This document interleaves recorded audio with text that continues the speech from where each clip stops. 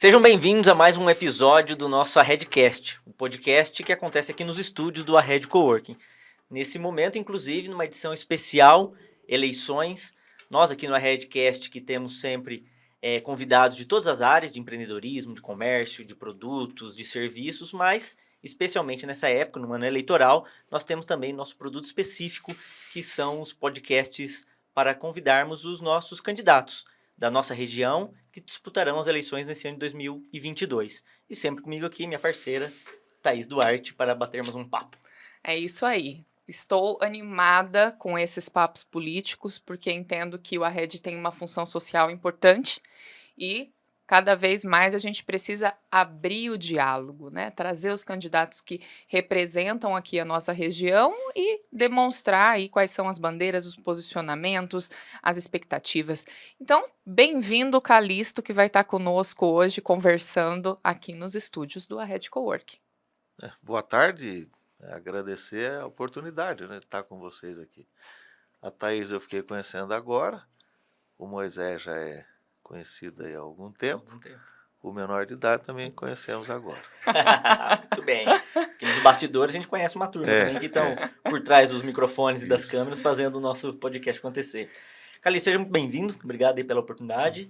É sempre bom, como a Thaís falou, a gente, além de discutir tantos outros temas, assuntos que sejam de utilidade pública, o assunto político, ele é interessante, ele diverge opiniões, mas nós sabemos que, independentemente da relação que a pessoa tenha com política, todo mundo está envolvido com política, né? Seja de forma partidária, seja como um ativista político, ou seja como um cidadão, né, que utiliza da política o tempo todo, desde quando nasce, né, desde que nasce até quando morre, a política está envolvida na vida das pessoas. Mas nós queremos saber quem é o Calixto. Então, por favor, se apresente. Quem é o Calixto, de onde veio, qual a sua formação, qual a sua, enfim, a sua vida, a sua apresentação pessoal. Ok. Atuação, né? Profissional. Quem é o Calixto? O Oduvaldo Calixto é advogado, né? E desde sempre ativista político, ou seja, antes de ser advogado eu já era ativista político. Hoje é quase que é clichê, né? Mas tenho 5 filhos, né? Sendo 3 meninas e 2 meninos. Sou casado com a Leslie, o pessoal de Apucarana conhece muito, porque ela lidava com eventos, com publicidade, né? Sou um cristão, congrego na Assembleia de Deus e amo política, adoro política. Então, se eu fosse fazer um resumo disso, da minha vida, seria isso. Coisas que impactaram e acabaram interferindo na minha personalidade é que eu, durante um período, fui militar, então tem aí um viés, né, de militar. A minha mãe era professora, eu sou de uma família eminentemente conservadora, ou seja, então eu tenho um berço extremamente conservador. Durante os primeiros tempos, muito católico, né? Efetivo mesmo, não aquele católico que não vai à igreja. E isso impactou um pouco a minha vida. E depois eu li muito, ou seja, eu gosto de leitura. Hoje até facilita, porque você entra no Google, você lê qualquer livro, você lê qualquer pensador. O acesso é muito mais fácil. O acesso é muito mais fácil. Então, a leitura também, ela foi assim muito decisiva na formação da minha personalidade, do meu caráter, aí sim, oriunda da minha mãe, que era professora. Então, ou seja, filho de professor, não leu, lá atrás não tinha essas questões de politicamente correto, ela batia mesmo, né? Então, ou lia, era mais gostoso ler. Então, você acaba achando... Doía bem mesmo? Eu vou ler porque é mais legal. Tá, mas antes, interessante, o Oduvaldo Calixto, natural de... Na realidade, hoje eu teria nascido em Arapongas, tá? Porque a legislação mudou. Nós morávamos, quando eu estava para nascer, né? Nós morávamos em uma fazenda, Fazenda Santa Lúcia, em Arapongas, que era do seu José Giocondo, na época. E quando para eu nascer, a minha mãe foi para casa dos avós, né? Ou seja, não havia essa rede de hospitais como tem hoje. Então, os meus avós moravam em Londrina. Então, eu nasci em Londrina. Então, na minha certidão de nascimento, consta Londrina. Mas eu morei 40 dias em Londrina, naquele patrimônio chamado ali Limoeiro. Hoje é até bem famoso, porque tem muitos restaurantes, muita atividade lá. E fiquei lá 40 dias, passado a quarentena ali, de grávida, né? Aí retornamos para a fazenda e depois os meus pais se mudaram para a cidade. Interessante. Bom, antes da gente falar com o Calixto, candidato a deputado federal... Quando eu falo mudança da fazenda para a cidade, não é que o meu pai era dono da fazenda. O meu pai era retireiro e a mãe era professora, só que naquela época as escolas primárias, elas eram nas fazendas, ou seja, as plantações de café, havia uma forte demanda, então a escola, ela dava aula em uma escola que era em uma fazenda, na área rural. Interessante. Mas é isso, antes de a gente falar do Calixto, candidato a deputado federal, nós temos o Calixto, como foi falado, pai de 5 filhos, casado, né, foi militar, enfim, um ativista político, mas antes dessa atividade política, dessa paixão, tem o Calixto também advogado. Isso. Né? Você comentou que lia muito, né, até por força da família, a mãe professora. E depois por força da profissão. Depois por da profissão, mas a escolha da profissão, né, antes até a gente sabe da relação do direito com a política, mas por que advogado? Por que da escolha? Você está quantos anos já na advocacia? 37. 37. Então, 37 anos atrás, escolher a advocacia, né, fora os 4 anos de formação, então qual foi o motivo? Qual foi a inspiração? A minha mulher não gosta que conte história. Né? Mas vocês convidaram Mas todo mundo tem uma história. O Forrest Gump para a entrevista. Né? O que aconteceu? Os meus pais, meus avós, meus pais, tios, porque naquela época morava todo mundo junto. É diferente de hoje. Então, meu pai casou, foi morar na casa do meu avô. Meu tio casou, ficou morando na casa do meu avô. Então, a casa do meu avô era uma casa enorme e os filhos casavam. Morava todo mundo junto. Não tinha esse negócio de... Casou, sai. Casou, sai. Não. Então, naquela época, quando eu... No colegial, no terceiro ano do colegial, eu trabalhava na construção civil. Então, meu avô era pedreiro, o tio carpinteiro, meu pai pintor. Então, ou seja, nós trabalhávamos em obras, né? Construindo casas. Então, eu queria ser engenheiro civil.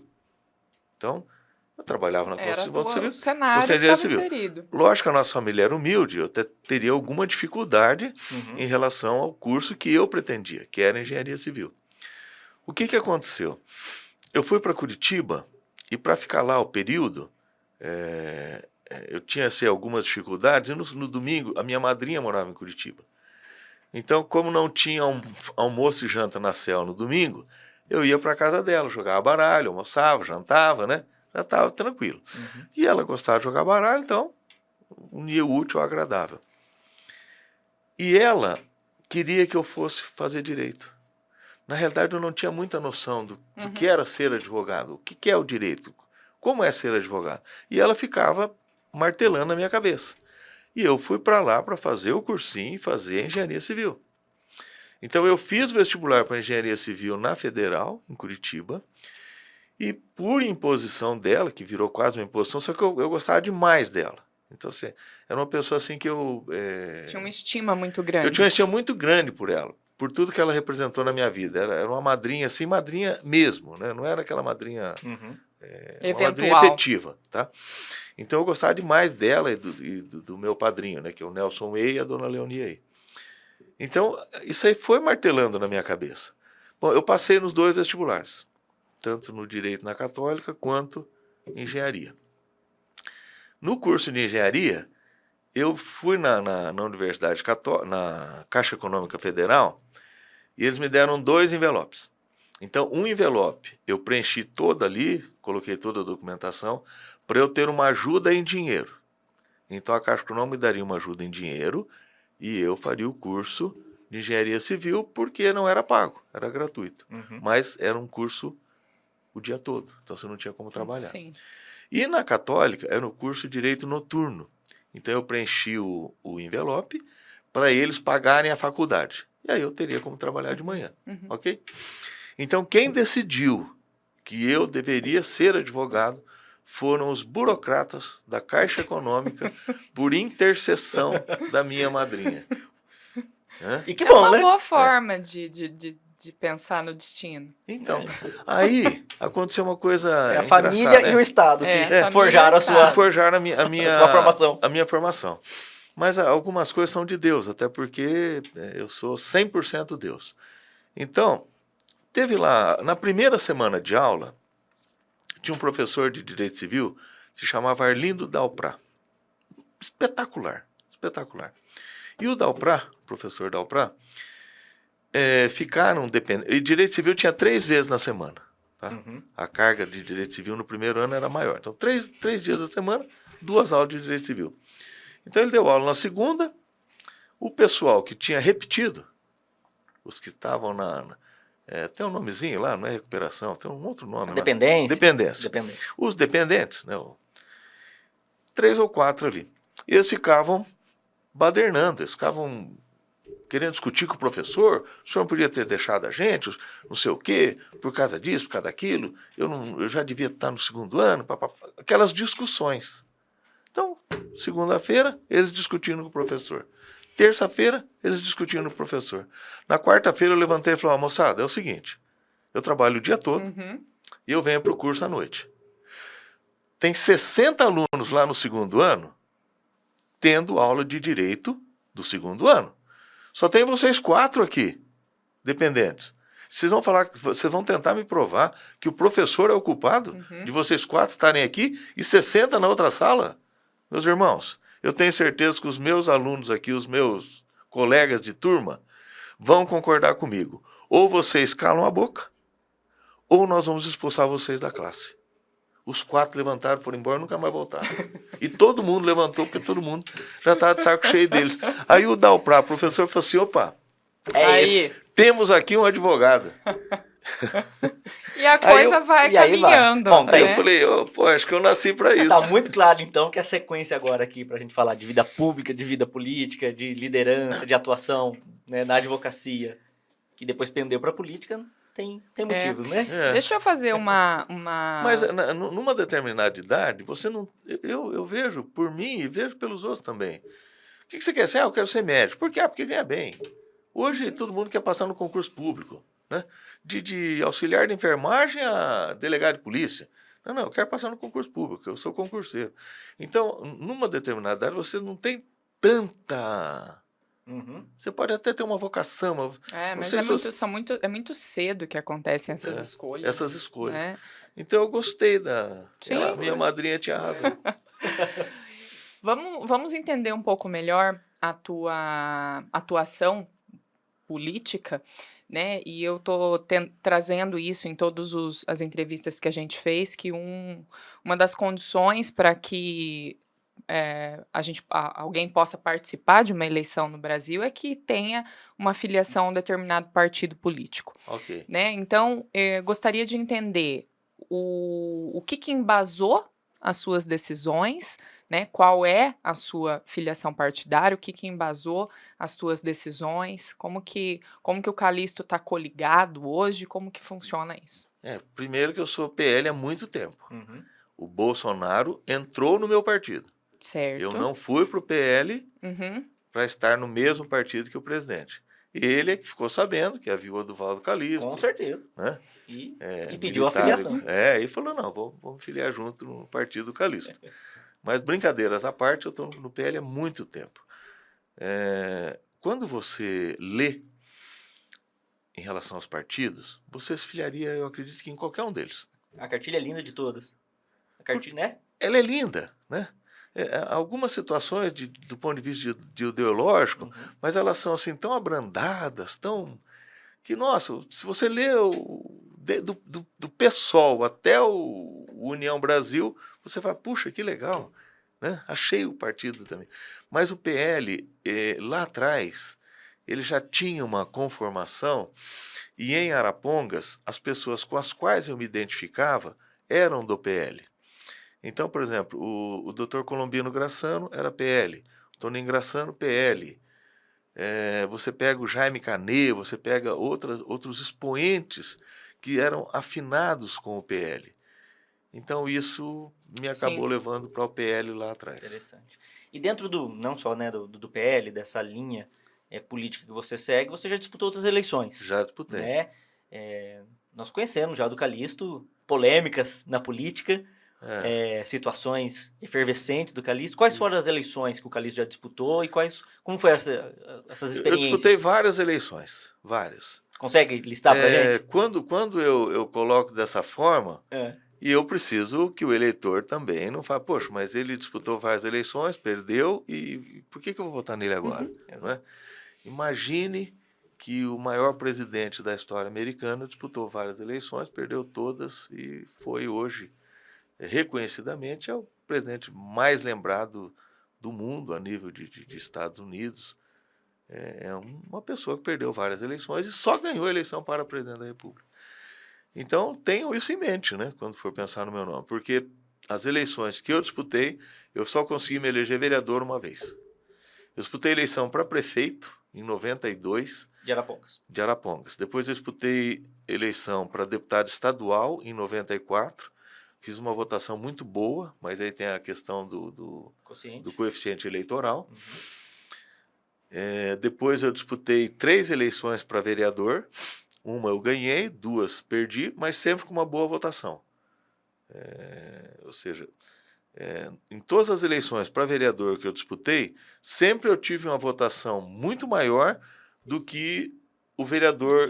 Que acabou acessando a cadeira. Então, por exemplo, teve eleição que eu tive 900 e poucos votos e alguém se tornou vereador com 400 e pouco. Então, eu tive o dobro de votos de uma pessoa que se tornou vereadora.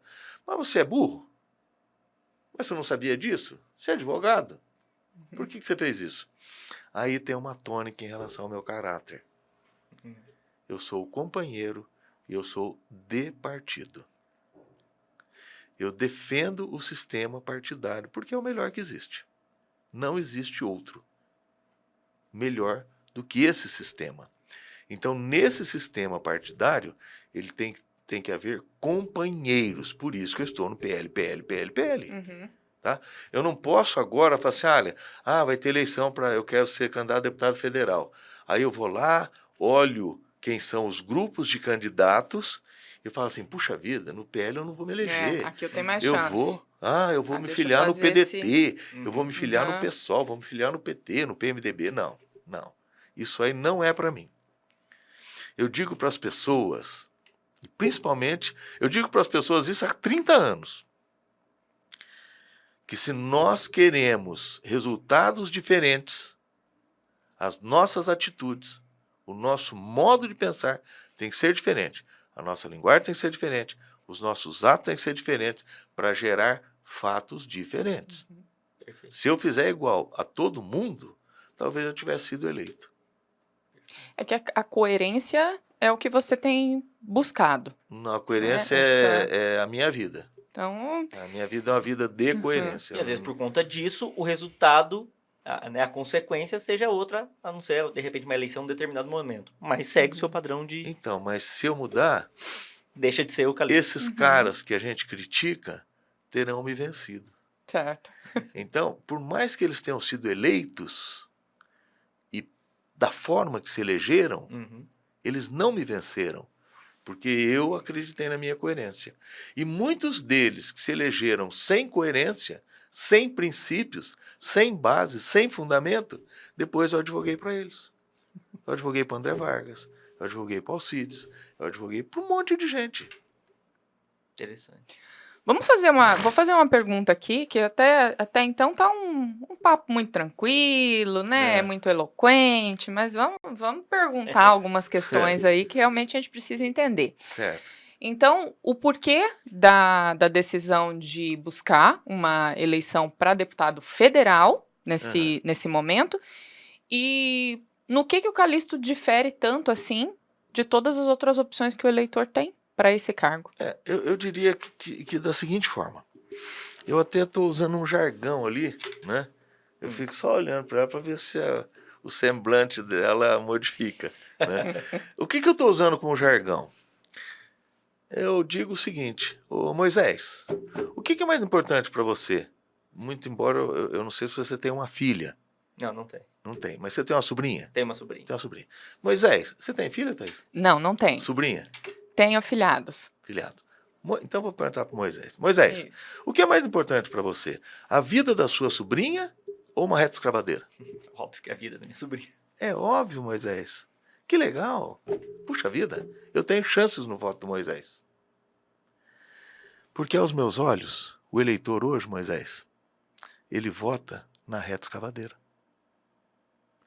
Como que eu te diria isso de forma assim, bem calistiana ou duvaldiana? Como que o eleitor de Arapongas e Apucarana vai escolher e vai votar no seu deputado federal? E eu te respondo. Eu vou votar no Joaquim, porque o Joaquim trouxe uma retroescavadeira para Apucarana, ele trouxe uma ambulância para Arapongas, ele trouxe um trator para Sabáudia. Olha que interessante. Isso é importante? Claro que é. Claro que é, não tenho dúvida. Se você for deputado federal, você vai trazer também? Vou. Mas não foi essa a pergunta que eu te fiz, Moisés. E não foi essa a resposta que você me deu. A pergunta que eu te fiz, o que era mais importante? Se era a vida da sua sobrinha. Então agora eu vou te falar uma coisa. Nós estamos escolhendo, na maioria das vezes, deputados que já estão no Congresso. Porque o brasileiro também é muito monarquista. Ele gosta de votar no filho de alguém, no neto de alguém. Né? Olha que lindo. Dentes bonitos. O pai dele já foi deputado federal. Político de carreira. Isso. O avô dele foi governador de estado. Olha que bacana. Mas existe um projeto de lei, Moisés, lá no Congresso Nacional, que fala sobre violência contra a mulher. Que fala de violência contra a minha filha, que eu tenho 3, contra as tuas sobrinhas e as tuas afilhadas. E esse projeto de lei está parado numa comissão há mais de 2 anos, sem nenhum movimento. Mas espera aí. Por que quando nós vamos escolher o deputado, nós escolhemos aquele que trouxe um benefício direto, secular, e que eu possa fotografar para Apucarana? Será que esse candidato que nós vamos votar, ou essa candidata que já está lá no Congresso, que é filha de alguém, ou filho de alguém, ou neto de alguém, ou filho de alguém, qual é a opinião dela sobre isso? Por que ela nunca movimentou esse PL da violência contra a mulher? Por que os preços do combustível têm essa zorra no Brasil? O que teu deputado pensa sobre o preço do combustível? Eu só vejo o Bolsonaro falando sobre o preço de gasolina. Eu não vejo os nossos deputados federais, nenhum deles, falando sobre, olha, eu tenho um projeto parado lá na Comissão de Tecnologia, de Ciência e Tecnologia, e nós precisamos movimentar esse projeto porque ele envolve violência contra a mulher. Não. Prefeito, aqui é o nosso amigo, né, o Júnior, aqui em Apucarana, lá em Arapongas do Sérgio. Ô prefeitão, tô te mandando uma reta escavadeira, reúne o teu pessoal aí, que no sábado eu tô aí, vamos fazer um filme, depois a gente vai lá, comemora, fazemos um churrasco e pronto. Isso aí não é deputado, meu amigo. Isso é despachante. Mas você vai ser despachante lá, Calixto? Eu vou. Mas eu quero foco nas questões nacionais, que são extremamente relevantes. Violência contra a mulher é um tema extremamente relevante. O preço dos combustíveis. Por exemplo, hoje, o que o teu deputado pensa sobre Petrobras? Ele é a favor da estatização, privatização ou economia mista?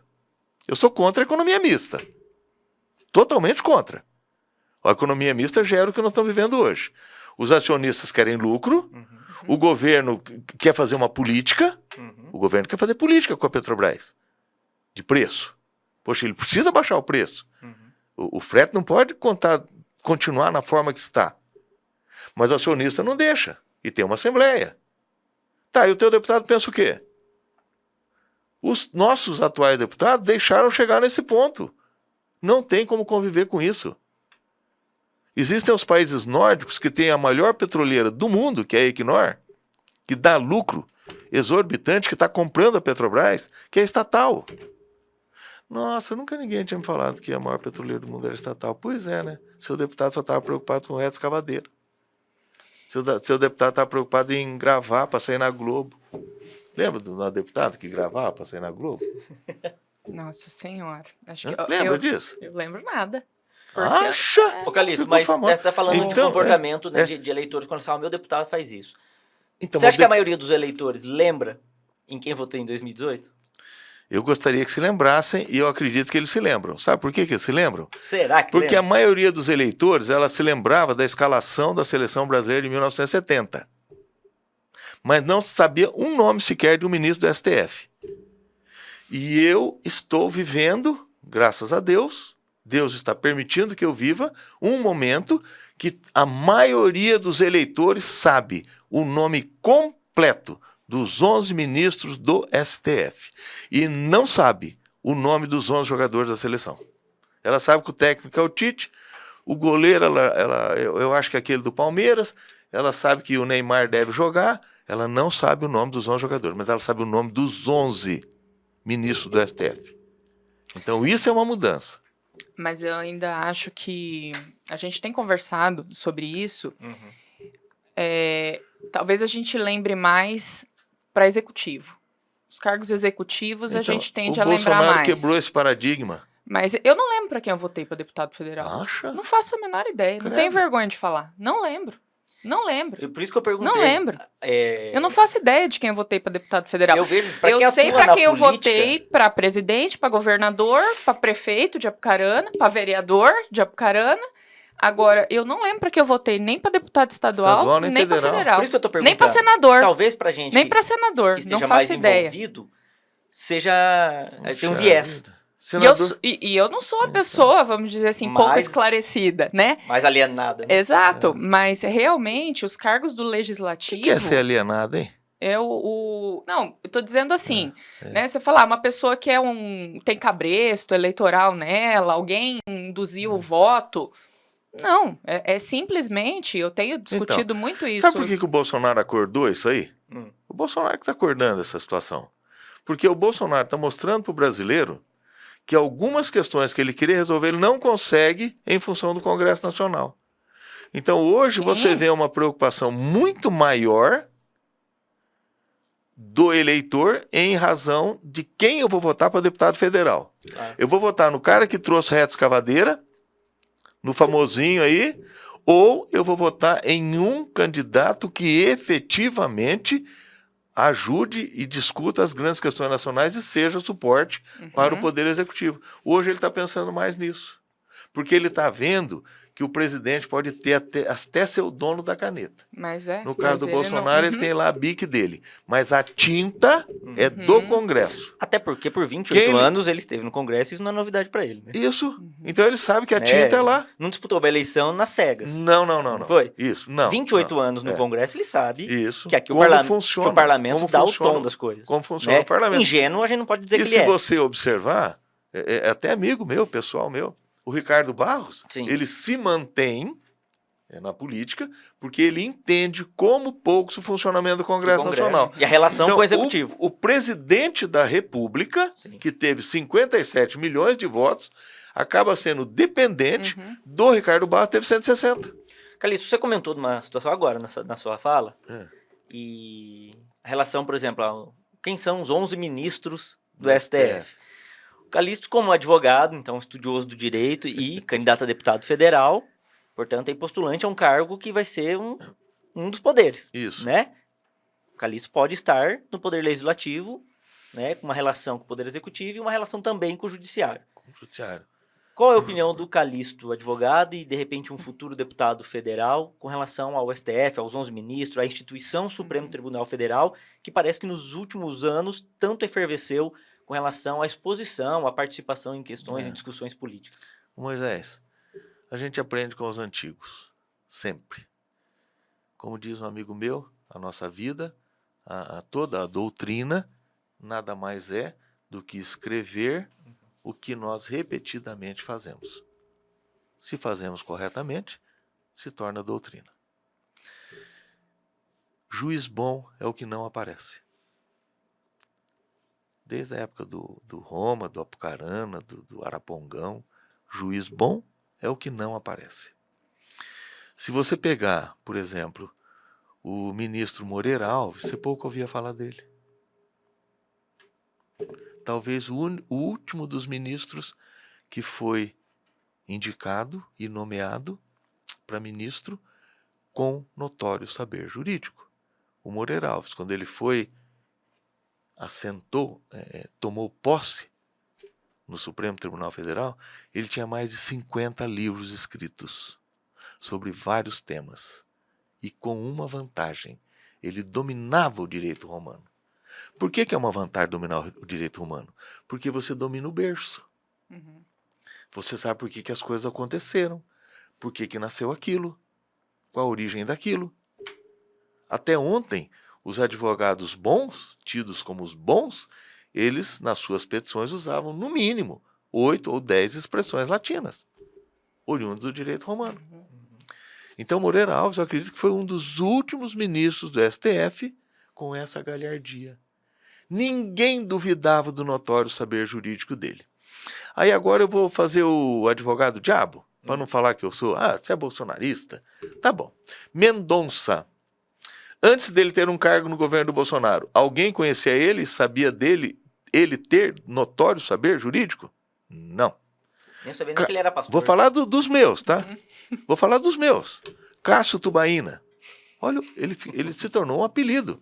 Porque o Bolsonaro falou assim, tomei uma tubaína com ele e achei que ele é um cara bom. Vou nomear. Mas para o presidente nomear, e aí eu vou tirar um pouco da culpa dele, vem uma lista para ele. Então, dessa lista, ele vê o mais possível, ou o que mais lhe agradou, e aí é uma convicção pessoal.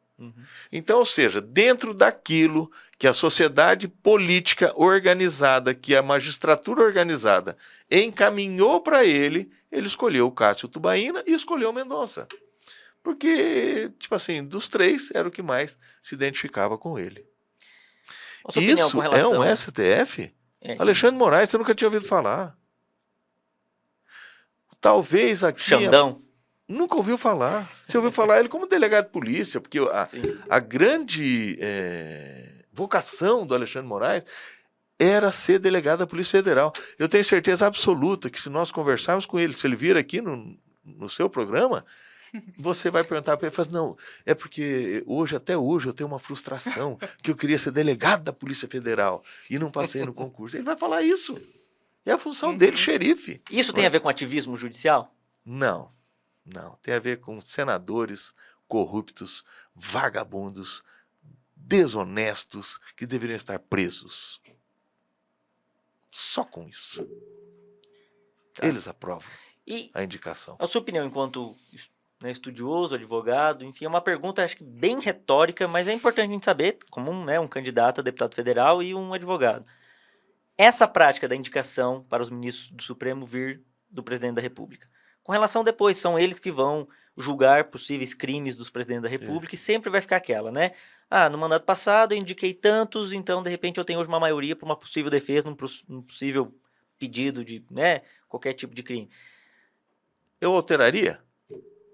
É isso que você ia perguntar? Qual é a sua opinião sobre isso? Porque muito se discute sobre isso, né? Desde os mais leigos aos mais estudiosos, se fala sobre as indicações, o tempo que eles ficam. Eu não mudaria duas coisas. Eu não mudaria duas coisas. A indicação do presidente, eu não mudaria. E não mudaria a ratificação, porque efetivamente quem nomeia é o Senado. É o Senado. Eu não mudaria.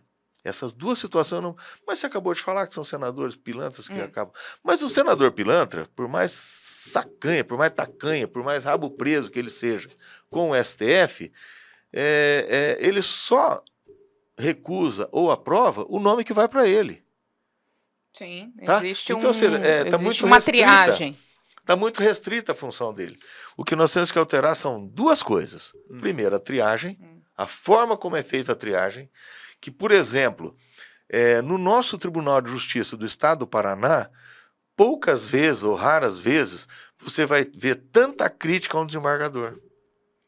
Se você pegar, nós já tivemos 500 desembargadores, e você vai ter 2 ou 3 nomes que não representaram com dignidade o tribunal. Você quer ver um detalhe? Você sabia que a esposa do Fachin é desembargador do Tribunal de Justiça do Estado do Paraná? Ah, é? Sabe por que você não sabia? Porque ela é uma baita de uma julgadora. É uma desembargadora espetacular. E não aparece. Ela é espetacular. Ela é linda, de tão bacana do ponto de vista jurídico. Ela é esposa do Fachin. Mas ela não aparece. ela julga, ela trabalha. Faz o trabalho que ela tem que não ser se feito. envolve em polêmica, ela dá as decisões dela. Decisões precisas. Decisões que o advogado fala, puxa vida, eu vou recorrer para o STJ, mas, olha, eu gostei da decisão. Se eu estivesse do outro lado, eu estaria aplaudindo. É coerente, Tá aí o né? Fachin. E aí? E aí? O que dizer do Fachin? Além de ser esposo dela, qual era o outro notável? Hã? Então esse é o problema. Nós temos hoje dois problemas. Na ponta final, a banca examinadora. Nós temos que trocar a banca examinadora.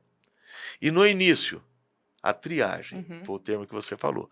Então, vamos usar a mesma triagem que é feita no Tribunal de Justiça do Paraná, que já deu certo. Critério para indicação? Não. Se você pegar o Tribunal de Justiça do Paraná, hoje você vai ver que de cada 5 desembargadores, um é advogado e um é oriundo do Ministério Público. 3 são de carreira. Isso é que o povo quer. O povo quer que nós tenhamos, eu vou falar aqui agora para você, sabe, o que o povo quer. O povo quer que nós tenhamos 15 ministros do STF, hoje nós temos 11, o povo quer 15. Por quê? Porque dá mais celeridade. Eu vou ter, ao invés de 2 turmas, eu vou ter 3 turmas julgadoras. Então, eu vou julgar com mais rapidez. 3 turmas de 5. Isso é o que o povo quer. E Como você diz o povo 15, quer? O povo da rua ou o povo do jurídico? Todo povo. Todo povo. Todo jurídico. Todo advogado. E desses 15, ele quer que um seja advogado. Ele quer que um tenha origem no Ministério Público. E o povo quer que os outros 3 sejam de carreira. Se você vê aí tudo quanto é comentário de Twitter, eles querem isso. Eles não toleram o Toffoli não ter passado no concurso para juiz de direito e ser ministro do STF. Isso a gente que é leigo e não está no meio, ouve. Né? E você sabia que não precisa ser advogado e nem formado para ser ministro do STF? Sim. Loucura! Loucura total. Não é? Calixto, deixa eu te fazer uma outra pergunta, até para a gente poder depois entrar na tua base mesmo de campanha, para poder entender as linhas que você vem defendendo, mas é uma questão até que é uma curiosidade. Falando ainda, né, dessa participação tão forte dos agentes judiciários nas eleições, que não era tão, pelo menos, não era tão comum. Eu não me lembro de tão forte isso. Talvez até fosse, mas na minha lembrança, já viu que a minha lembrança não é muito boa, né? A minha memória não é muito boa. Então, eu acho que ela está com a memória para deputado federal escura. Pós-Covid. Pode ser Beto Preto. Pós-Covid. É o pós-Covid. O Covid fez um estrago aqui. Escureceu a memória. Fez um estrago. Pode ser Beto Preto. De repente. Acho que não. Como que você enxerga especificamente 2 atores, né, desses poderes que são o ex-juiz Sérgio Moro e o ex-procurador, o Deltan, né, participando dessa eleição e, inclusive, com pedidos de impugnação dessas candidaturas? Qual que é a sua leitura desse cenário? A minha leitura desse cenário isso aí a gente aprende. Bom, eu aprendi com a minha mãe, com a minha avó, com meu avô, com meu pai. Eu não me lembro, eu não sei se eu aprendi na escola, mas acho que aprendi também. Devo ter levado não devo ter levado reguada, mas devo ter aprendido. Existe uma teoria que chama teoria da insignificância no direito. Então, ou seja, pequenos furtos, mas muito pequenos mesmos, eles são retirados de pauta, eles são excluídos, ignorados pela teoria da insignificância. Mas com a minha mãe, com meu pai, com meus avós, uma vez eu cheguei em casa com uma borracha bonita, cara, que é diferente de hoje, né? Hoje todo mundo tem uma borracha. Naquela época não. Naquela época os pobres tinham aquela borrachinha branca, quadradinha, com a fotinha do Paraná. Isso. Que você ganhava no colégio. E o rico tinha aquelas borrachonas azul e vermelha. Isso, que apagava caneta. Apagava, nossa senhora, oh meu Deus do céu. E aí, tinha um colega meu no 2º ano, que chamava Marcos, e ele tinha uma borracha azul e vermelha. E o Calixtinho não tinha. E eu tinha a branquinha da caixa. Da chalinho. Aí, nós começamos a falar sobre inglês, né? Aí eu falei assim para ele, black é preto, white é branco. Ele falou... Black, branco, black, branco, white, preto. Falei, black é preto, white é branco. Ganhei a borracha do maluco. Fui pra casa com a borracha. Apanhei da minha mãe. Minha mãe me levou lá na casa do pai do Marcos. Eu chorando lá na porta, bateu. Vem o pai dele, a mãe dele e ele. Ó, meu filho apareceu lá com essa borracha, ele falou que é do Marcos, nós viemos aqui devolver. Black é até preto, mas a borracha é Aí do o Marcos. Aí o pai chamou o Marcos e falou, Marcos, tá aqui, a Dona Laís, que todo mundo, minha mãe era professora, todo mundo, ó, a Dona Laís tá aqui com o filho dela. E falou que ele furtou, que ele roubou, sei lá o termo que usou na hora ali. Né? Aí eu falei assim, não, pai, eu perdi. Eu perdi. Eu apostei com ele, eu perdi. O pai quis devolver. Minha mãe falou, não, meu filho não é de apostas, e nem de jogo. Ou seja, imagine de furto. Por que eu estou colocando isso? Porque você me fez uma pergunta sobre o Deltan Dallagnol. E eu fico muito à vontade aqui em Apucarana, porque tem um amigo meu aqui, que não é um amigo de todo mundo, mas é um amigo meu, chama Alcides Ramos. O Alcides Ramos foi preso, trucidado, torturado emocionalmente, talvez fisicamente. Se você pegar os 20 processos do Ministério Público de um colega do Deltan, aqui de Apucarana, em um dos processos, o Alcides é processado civil e criminalmente, 2 processos. O volume de diárias discutido naquele processo não alcança R$3.000. O Alcides ficou 90 dias preso. Então, meu irmão de Apucarana, o Alcides, que você vai encontrar com ele na rua amanhã, ele ficou 90 dias preso por 3 pacotes de açúcar, por R$2.800 de diária, porque 3 vezes o funcionário da Câmara mandou lavar o carro e o cara lá do Lava Jato, que lavava os carros da Câmara, colocou a nota dele junto. Ah, é, meu irmão?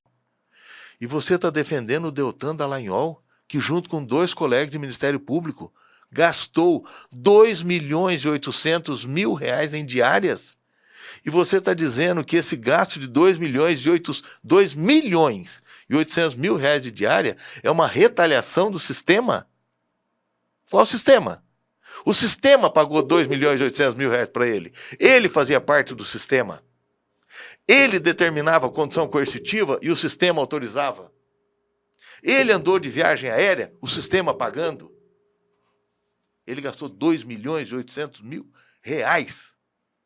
Se o Alcides pegou R$2.800 em diárias e ficou 90 dias preso, quantos dias preso ele teria que ficar, o Deltan, o Moisés? Thaís? E agora as pessoas estão defendendo o Deltan, porque ele é o malvado favorito. Ele é o Cunha. Ele é o presidente da Câmara que caçou a Dilma, que era um pilantra, um safado, um bandido, mas como ele caçou a Dilma, ele é o malvado favorito. Então o Deltan é o malvado favorito? Porque ele fez a Lava Jato, que era a função dele, que ele recebia para fazer aquilo. Salários elevados. Aí ele saiu fazendo promoção pessoal, outdoor, tudo quanto é coisa, e gastou R$2.800.000. Eu falo, não, ele pode. Ninguém pode. Na nossa república, ninguém pode. Crime é crime. Chegar com uma borracha em casa que não é tua, é crime, a tua mãe te adverte. Gastar R$2.800.000 também tem que ser advertido. Mas e tá lá a impugnação dele. Mas as campanhas mas as candidaturas não foram impugnadas. Isso que nós queremos saber. Tanto do Moro quanto do Deltan. De impugnação partiu do seu escritório? Do meu escritório. Do Deltan e do Moro. Mas vamos então, para a gente encerrar, o Deltan. Tem um pedido, já saiu... O Deltan tem várias situações. Tá? Ele usou e abusou do processo. Ok? Todo mundo hoje já ouviu a expressão devido processo legal. Né? Quem teve a felicidade de estudar pós-graduação, mestrado com a Ada Pellegrini Grinover e com o Cândido Rangel de Namarco, né? Esse sujeito aqui, então você aprendeu sobre o processo. Você sabe o porquê do processo. Por que ele existe? Para levar à justiça. Esse é o o escopo do processo, ok?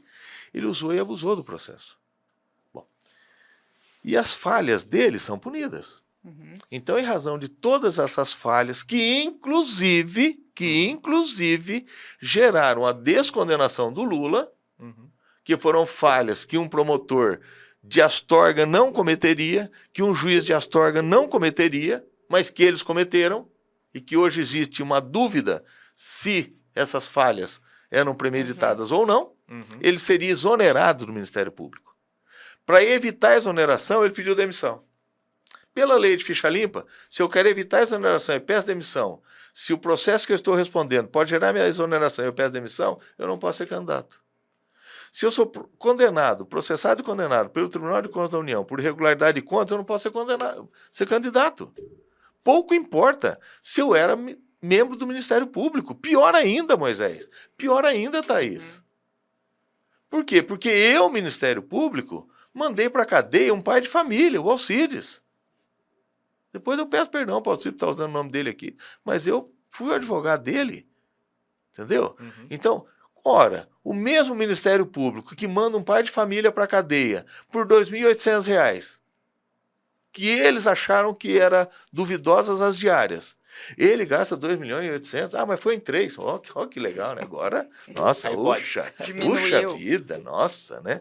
Foi só 800 mil cada um. Mas essa decisão tá, então... Não, o pedido de impugnação... Foi feito, né? Foi feito. Ele vai para o relator, eu não vou me lembrar agora o nome do relator, porque já existe um relator que vai julgar o pedido de registro do Deltan. Então, entra o pedido de registro, já é nomeado um relator. Então, hoje, o desembargador do TRE vai julgar o pedido do Deltan, de registro. Ele vai ver se formalmente ele juntou todas as certidões, etc, etc, etc. E aí entram as impugnações, ok? Nós até antecipamos, porque entramos antes até do prazo para não perder tempo. E aí, esse mesmo relator vai analisar a impugnação, vai encaminhar para a procuradoria vai dar parecer, depois ele redige o voto e coloca em plenário para votação. A situação do Sérgio Moro é semelhante? Não, Qual é diferente. Porque a pergunta foi citada, né? Um é o Deltan como procurador e hoje candidato. O Deltan é extremamente mais complicada que a do Sérgio Moro. Tá. Sérgio do Moro... Deltan, eu diria, como um advogado... que uma é ilegal e a outra é imoral? Não, não. Não necessariamente. Para o Calixto, as duas são imorais. Imorais as duas são. As duas candidaturas são totalmente imorais. Tá. Eu não me valho. Por exemplo, Moisés, para você entender. A política me levou para a igreja. Eu não fui para a igreja para depois ser político e usar a igreja. Tá? Então, por exemplo, eu posso ir para a igreja e depois eu usar uma instituição. Então, eu me elegi deputado, eu vou ajudar a Santa Casa de Apucarana. Não eu me tornar provedor da Santa Casa para falar assim, olha aqui, ó, eu fui provedor da Santa Casa e agora eu quero ser deputado. Sim. Você foi provedor com o teu dinheiro? Ou você saiu fazendo catação do dinheiro de todo mundo? Ou você usou o dinheiro do SUS? Ou você usou o dinheiro de emenda parlamentar? O que você fez lá? Você fez uma obrigação sua enquanto cidadão, enquanto membro da comunidade de Apucarana, de Arapongas, e foi lá o provedor. Imorais as duas são. Do ponto de vista legal, por que a do Deltan é mais complicada? Porque, do ponto de vista da lei, qualquer leigo que ler o artigo de lei e ver... Bom, para eu ser candidato a deputado federal, eu não posso ter condenação no Tribunal de Contas por irregularidade de contas. Tá aqui. 6490, inciso 5, tá aqui. Certo? Estanque. É igual de uma candidata não tão importante assim, que nós impugnamos a candidatura dela, por quê? Porque ela não tem a certidão de quitação eleitoral. Ela não tem a certidão de quitação eleitoral. Quando você pega, salvo engano, eu acredito que é o artigo 11, ele elenca lá os documentos essenciais, ele coloca certidão de quitação eleitoral. Ora, se o documento é essencial, se eu não tenho... Não tem, não entra. Então, não tem como o relator, sabe, ele inventar, ele querer, tá? Tem ou não tem? Não tem. É checklist. Então, no caso do Deltan, é um checklist. Tem a certidão do Tribunal de Contas? Foi condenado? Foi. Está nos autos? Está. Inelegível. Pediu demissão para ser safado de uma exoneração? Pediu. Inelegível. Nós estamos ainda colocando a questão da probidade, porque a probidade é um assunto novo no direito eleitoral que eu lá atrás, há 15 anos, eu já colocava nas minhas petições. Escuta, qual a diferença de um servidor público para um agente político? Nenhuma. Você vai lá na prefeitura, o comissionado e o servidor, eles têm que ter a mesma, no mínimo, uma questão de equidade, de equiparação em relação a determinadas questões constitucionais. Ora, se eu não posso ser servidor público por não ser probo, como é que eu posso ser deputado não sendo probo? Então, no Sérgio Moro e no Deltan também existem essas questões de probidade. No caso do Deltan, por uso da máquina pública para fazer outdoor, para fazer data show, para fazer uma série de situações, envolvem probidade. As outras duas envolvem questões legais. A probidade é uma questão constitucional. No caso do Sérgio Moro, tem muito de probidade, de constitucional, e só uma questão que é do ponto de vista legal, que aí é um emaranhado de situações, tem uma decisão em São Paulo que os juízes terão que analisar com muito mais profundidade. Entendido. Bom, tu comentou... Né, Agora, o paranaense que votar no Sérgio Moro, eu tiro o chapéu para ele. Ah, cara. Então é isso que eu quero perguntar. Não... O Sérgio Moro e o Deltan. Deltan, candidato a deputado federal. Sérgio Moro, candidato ao Senado. Certo. Eles te incomodam nessa caminhada política, nessa carreira, nessa eleição? Eles me causariam prejuízo como candidato? É, como candidato. Porque como candidato, não. Porque nós temos 45 dias só no período eleitoral. Não. Tipo assim, como candidato, não. Entendi. O Deltan, ele tem um público, ele tem um partido dele, a votação dele não vai me ajudar nem me atrapalhar em nada. Pergunto isso, porque assim, o quanto de tempo e energia, de repente, o Calixto, em poucos dias de campanha eleitoral... Aí eu te falei no começo do programa. Está gastando... É coerência. Né? Porque daí é uma atuação do advogado Calixto, porque entende, por entender como cidadão, que eles não deveriam estar disputando. Não deveriam, não poderão e não estarão. Ok. Então, mas aí... E tem algum outro caso que, tanto quanto o Moro e o Deltan, também te incomodam nessa atual disputa? Mas você está falando do Moro, que são os expoentes, né? Sim. Por exemplo, no caso do Moro, vou te dar para você analisar assim, uma questão muito simples, que não envolve discussão de valores, ok? Tá. Valor que eu estou falando é número mesmo. O Sérgio Moro, ele reconhece, ele concorda que ele recebeu 3,5 milhões para prestar assessoria para uma empresa americana, ok? Todo mundo concorda? Ele concorda, tudo concorda. Qual era a discussão? Que ele não poderia ter recebido, porque o dinheiro, a fonte pagadora é a Odebrecht, ou seja, a fonte pagadora, Odebrecht, contratou essa empresa e essa empresa terceirizou e contratou o Sérgio Moro. Nem vou entrar nesse mérito. Eu, particularmente, acho um absurdo. É loucura. Tá? Bom, mas esquece isso aí.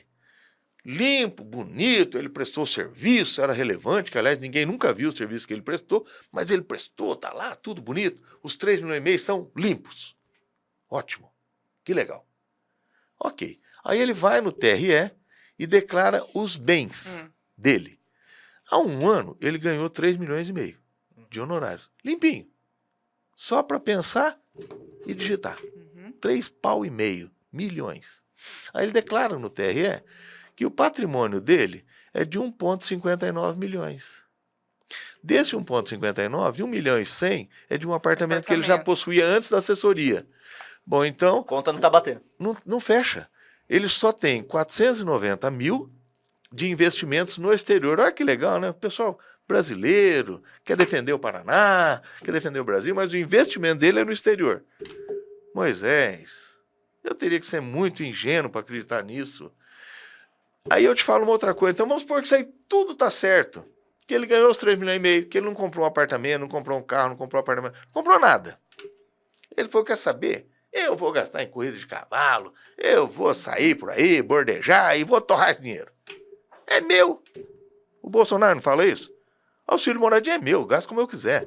O Moro chega e fala, não, peraí, meu irmão. Ô, Calixto, vá te criar, rapaz. Você tá com inveja.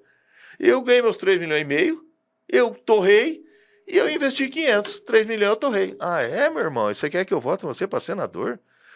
Você, perdulário, quer que eu coloque você no Senado para cuidar das contas do governo? Que é uma das funções básicas do senador? Fiscalizar as contas do governo? Um perdulário? Um cara que sumiu com 3 milhões de reais? Do nada, desapareceu? São as incoerências que a Ele gente... merece o teu voto? Agora, você, paranaense, o cara se muda para São Paulo. O cara fala, eu não quero nem no Paraná morar. Eu quero morar em São Paulo. Advogado de São Paulo é mais chique. Os escritórios da Faria Lima são mais chiques. Eu vou ser chique. Eu vou morar em São Paulo. Aí os paulistas não te aceitam. E você volta o cão arrependido. Você Com a volta sua- com o rabo no meio das pernas e quer que eu vote em você? Tá, certo. Vamos falar da tua campanha, então. Pois é. Né? Lógico, Vamos falar nós dessa... estamos fazendo mais campanha pro Moro Exato, e pro né? Deltan aqui do que Então, acho importante falar do candidato Calixto. Mas é uma questão de coerência. Sim, sim. Claro. Claro. E nós fizemos a pergunta justamente por Isso serem eu diria dois. para você que algumas pessoas, por exemplo, em relação à impugnação do Moro, eu acho que algumas pessoas poderiam votar em mim até falar, não gostei dessa atitude dele, o Moro é herói nacional e tal. Irmão, no dia 3 de outubro eu vou estar lindo, maravilhoso com a minha família. Tá tudo bem. Em Brasília, em Curitiba, aqui em Apucarana, jantando a casa do Moisés, jantando a casa da Thaís, que agora virou amiga. Não vai acontecer nada. Mas eu vou continuar coerente. Sim. Calixto, quais os principais desafios aí que você vê nessa campanha e, na realidade, quais as expectativas que você tem diante das frentes que você defende? Quais as bandeiras que o Calixto tem Tá. empunhado? Empunhado? Não, né? Até Se é que pode Uma usar. bandeira, a gente faz o que com ela? Hã? impunha. Empunha? Se é que pode usar o termo bandeira agora, né? Vamos processar. E até porque o período eleitoral agora é cada vez mais curto. Cada vez Né? mais E curto. nós temos, de alguma forma, mandar essa mensagem Eu para os diria eleitores. que são 6 semanas de campanha. Basicamente. Porque você não tem CNPJ, não pode rodar material. Aí até ficar pronto, até poder colocar na tua arte o teu CNPJ, Gastou. já foi, sobra 6 semanas. Bom, primeiro, eu já disse, agora eu vou falar de forma mais empática. Até por coerência, por princípio de vida, por uma série de coisas, eu não sei ser nada a meio pau. Ok? Nada 50%. No quartel, quando a bandeira está a meio pau, é porque morreu alguém. Então, não morreu ninguém. A minha bandeira tem que estar levantada, devidamente hasteada. Então, eu não sou nada 50%. Então, eu sou 100% cristão. 100% cristão. Amado por Deus e temente a Deus. Mais temente a Deus, porque eu dependo da misericórdia dele, do que do amor dele. Ou seja, porque ele me ama, ele é misericordioso. Mas eu tenho medo, eu temo Deus. Amo e temo ao mesmo tempo. Então, é uma campanha, do ponto de vista da minha formação religiosa, é uma campanha que tem muito com a Bíblia, muito com a palavra e muito com algumas verdades que nós estamos abandonando e que é hora delas renascerem. Então isso é um tom assim, isso é que dá o tom da minha campanha. Esse é o que dá o tom da minha campanha. Então, se você começar a perguntar, eu diria para você que eu sou daquelas pessoas. Eu não acredito em teoria da conspiração porque já tive no quartel, né? Existem outras tratativas para isso. Mas eu acredito piamente que nesta eleição está muito mais em jogo as questões do ponto de vista espirituais do que as questões econômicas. Ganhe quem ganhar, a reta escavadeira vai vir para Apucarana. Mas ganhe quem ganhar, talvez os meus irmãos da Assembleia de Apucarana não consigam ir no culto. Talvez o futuro governo diga assim, moçada, pode apedrejar, comecem pela Assembleia.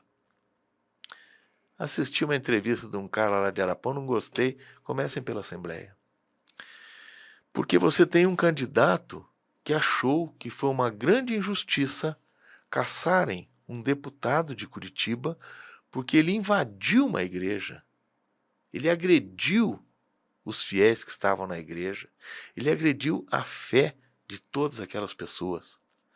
Você tem candidatura defendendo que em passeatas possam se brincar com dogmas religiosos. Então, essa pauta hoje, ela é muito mais importante talvez do que as questões econômicas. Muito mais.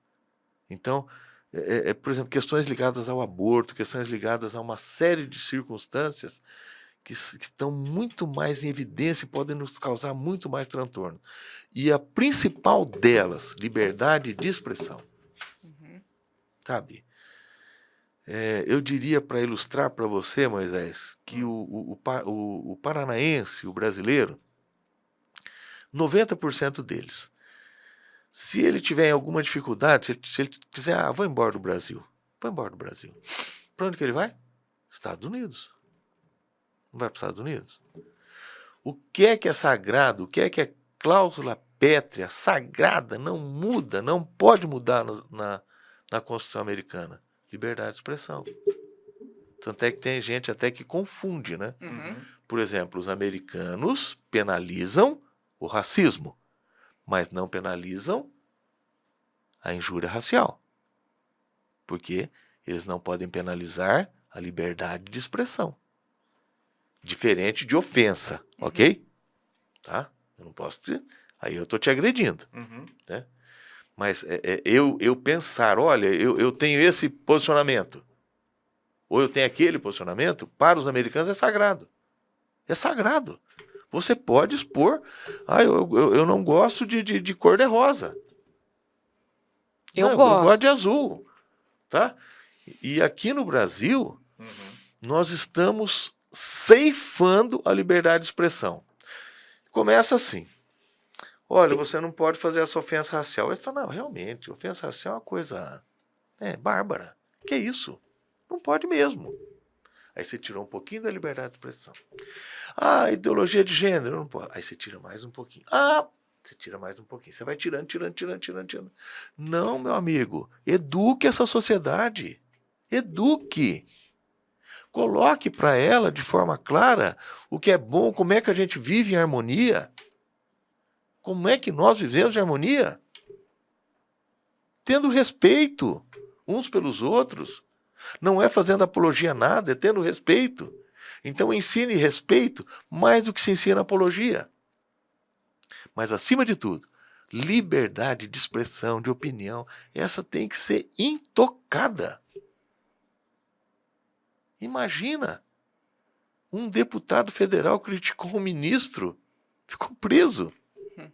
Com todas as prerrogativas legais e constitucionais. Então esse talvez hoje seja um dos maiores problemas. E tem o candidato que diz assim, eu vencendo as eleições vou definir o que é bom e o que é ruim na internet. Eu vou regulamentar a internet. Rapaz, e tem pessoas que militam na internet, que são operários da internet, que vivem da internet, estão defendendo o candidato. O religioso defendendo um candidato que diz assim, olha, se eu ganhar, eu vou fazer igual a Venezuela, eu vou liberar que se ataquem as igrejas. Rapaz, aí eu volto naquela história da retroescavadeira. Você vai numa igreja, você fala assim, poxa, nós somos irmãos, todo mundo aqui vai votar em mim. Aí você fala, vou falar com o pastor ou com o presbítero. Aí o pastor vira para você e fala, poxa, Calixto, eu já tenho compromisso com o deputado federal fulano de tal. Tá bom. Advogado, né? Você tem prazos legais para contestar, não é?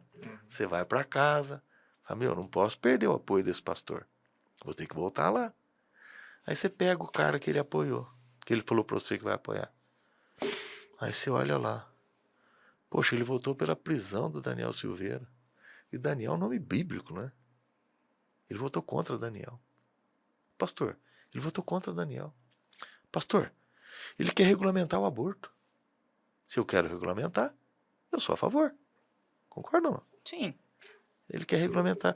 Ele é a favor que aborto até 6 meses é tolerável. Vai lá e faz. Pastor, você tá louco? Então deixa eu entender Mas assim. ele trouxe uma ambulância para Sabáudia. Existem, então, as suas pautas, elas estão intimamente ligadas a essas questões, né? Que eu vou tipo assim, chamar elas aqui têm de... um escopo, elas têm um norte Uhum. baseado numa crença. Exato. Tá. Eu ia chegar aí, baseada em uma crença. Isso. O quanto que é possível eu atuar enquanto deputado federal, Totalmente. Ok, O que está certo na mas- Bíblia, o que está certo no código. para você. Aí, assim, você tá numa assembleia onde Lá é a tem... maioria. Lá é a Então, maioria. É aí que eu queria Aí é chegar. respeito. Lembra que eu bati na palavra respeito? Uhum. É respeito. Eu vou estar num congresso com 500 colegas que vamos ter que nos respeitar, porque são várias opiniões. Mas é várias exatamente o que a gente não E vê aí, lá dentro, né? Sim. Aí Por que isso que eu... nós temos que mudar. É o que eu falei do Senado. Uhum. Nós temos que mudar a banca examinadora, nós temos que mudar os senadores. Eles nos envergonham hoje. Porque Hã? quando... E me ajuda como político. Porque, né, às vezes o que eu tô falando não faz Sim, mas eu sentido, entendi. tá? Porque, assim, quando a gente pergunta, né, qual é efetivamente a bandeira, qual é efetivamente a pauta, tudo bem, mas eu tem tenho uma pautas. crença, mas... Tem pautas que elas são fica subjetivo? que elas são mais amenas também. Tá?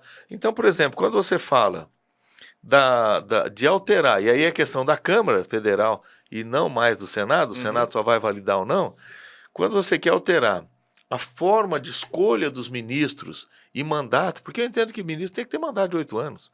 Tá? Então, ou seja, quando você vai alterar isso, já é uma questão mais de unanimidade. Uhum. Os deputados antigos e os novos, eles já vêm com isso.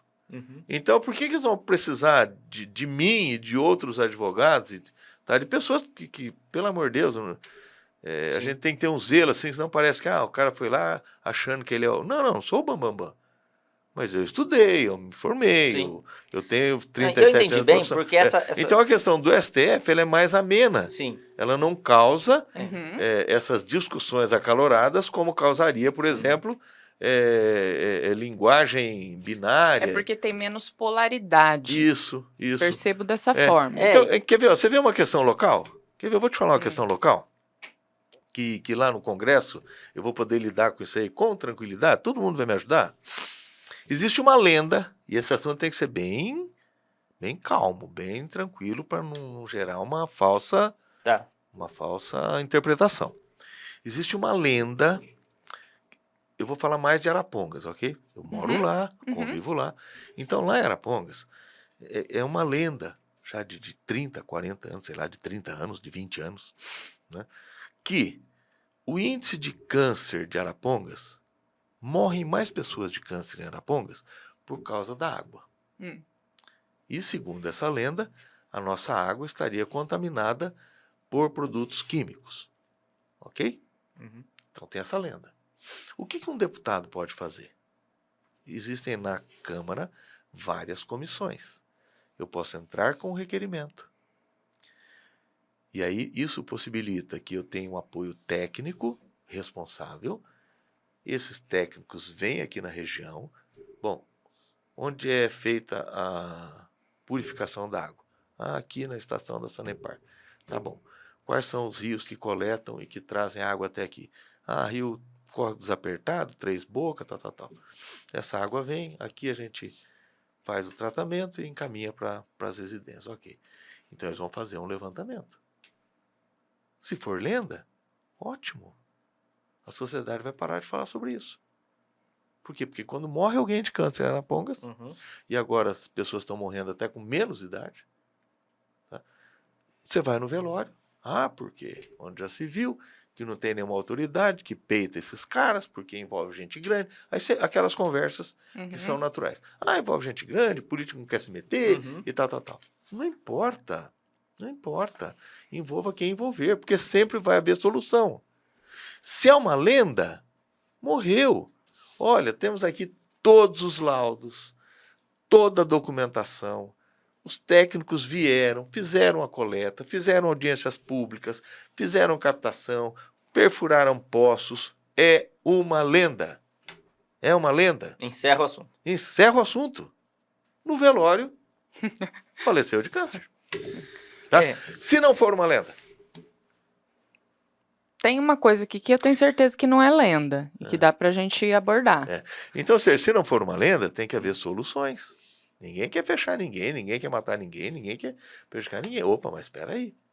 Para tudo tem solução. Ok? Então, eu tô usando esse exemplo. Não, e ficou bem clara qual é a tua consideração sobre isso que a Thaís comentou. Isso. Mas eu estou usando esse exemplo só para colocar o seguinte, que nem todas as matérias, nem todas as discussões, elas têm esse grau de polêmica da campanha, da temporada. Porque na temporada vem mais as questões polêmicas. Você tem que ser mais objetivo com suas linhas, então né? aí todo mundo... Até porque um deputado federal, um nome já disse, você tem que ajudar a cuidar da federação. Isso. Obviamente que você é um deputado federal pelo Paraná, cada estado tem os seus eleitos. Mas essa né? situação que nós vivemos em Arapongas também tem em Mauá. Pois é, isso que eu tô dizendo. Então, dentro do Paraná, não é uma situação... Existe com certeza no Brasil inteiro situações até semelhantes. Existem situações semelhantes no Paraná.